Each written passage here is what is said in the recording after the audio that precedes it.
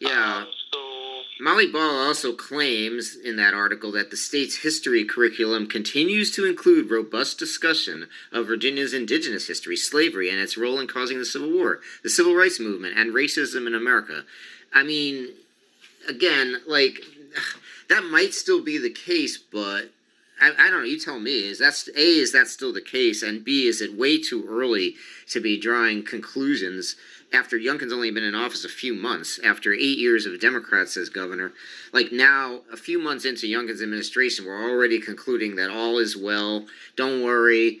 We're still going to have plenty of robust discussion of history of race and civil rights and the Civil War, and there's no McCarthyism. I mean, that's basically what this article's saying. So I'm going to ask a rhetorical question. If I'm looking at things objectively, should I listen to Molly Ball, who has probably no expertise in history and curriculum, or should I listen to about 40 historians who got together in the History Education Commission and looked at our standards and say, hey, it's really, really bad, it's lacking, and we need to fix it? And these are national renowned historians from across America and across Virginia, people like Ed Ayers, who has developed and produced PBS documentaries on multiple topics, and professor after professor after professor, and all these historians collectively said, hey, we need to fix our Virginia history and curriculum. So should I listen to them, or should I listen to Molly? Would you say her name was Molly Ball? Yeah, I wouldn't listen to Molly Ball. This portrait of Youngkin is what I'm concerned about. That this is in Time magazine. It's not like a minor publication. A lot of people are going to read this, and what magazine is this? Time magazine. Oh yeah, I mean, they're the standards of journalism are so bad right now. I mean, and it's just getting worse.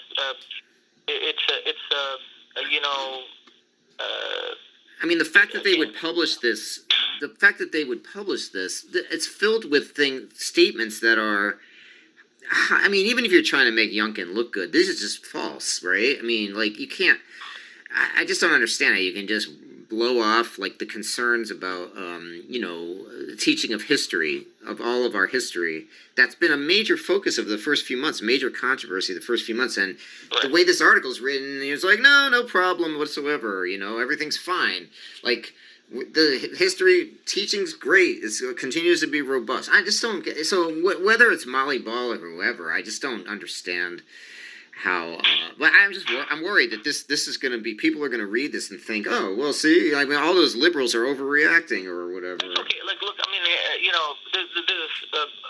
I'll know in the future, never take an interview from a Molly Ball or any future governors, because obviously a person is, like, coming to asinine conclusions, but they obviously didn't do their research, and there's probably just, like, doing this puff piece to appease the Youngkin team that, hey, we'll negotiate and do a really puff piece, but it's just false.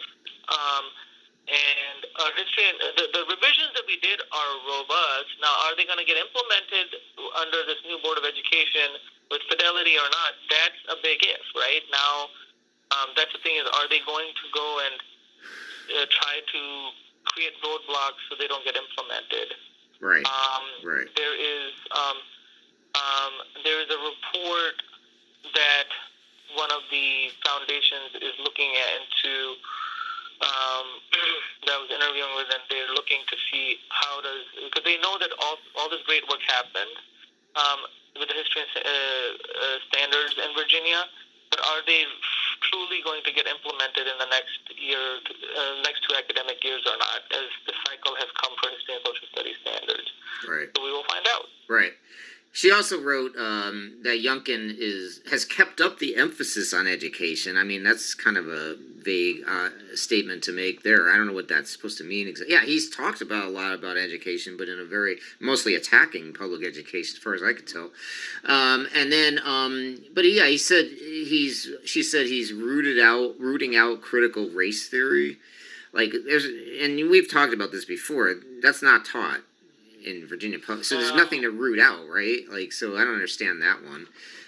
And while simultaneously increasing funding and teacher pay, I mean, Youngkin didn't. I mean, Northam's budget proposed major increases, right? Your final budget in the Northam administration. Yeah, so the governor Youngkin hasn't put his new budget.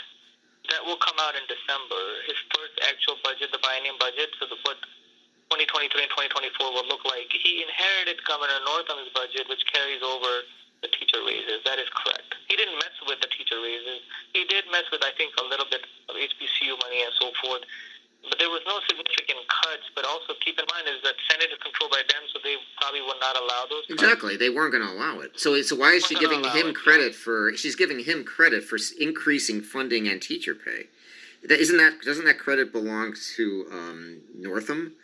Oh yeah. Under Governor Northam, salary increases.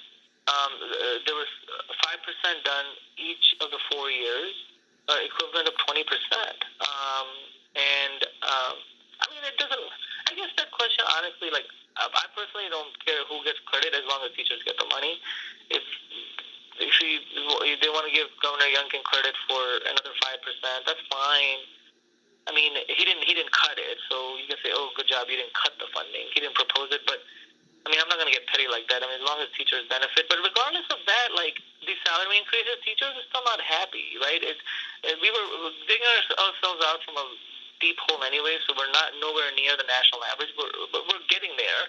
But it's not just about salary increases. I think that's a big component of it, but it's also about the culture of education. And right now, the biggest problem that collectively a lot of teachers have is that they feel like they're under attack, and they don't want to teach in a toxic environment, and Youngkin has created that environment. Yeah, they feel like they're under attack by the Youngkin administration. Is what and yes, yeah, they hate the Youngkin administration. I have not heard a single educator, and I mean my educator friends are from both political parties, say anything positive about Youngkin because they're truly, truly, truly angry and worried. Even Republican educators, you're saying? I mean, like. Yep. I have a few. Believe it or not. Nah, it's hard to believe, but yeah. But they're and then a lot of the teachers I know, like Lowell, like they're not politically active. That's the thing is that there's this misconception that somehow all these teachers, the vast majority of the teachers I know, they I don't know which way they're voting. Right, I'm just friends with them, but they're like they're education professionals. They're focused on that. They're professionals. They're just working. They're just doing their job. And right.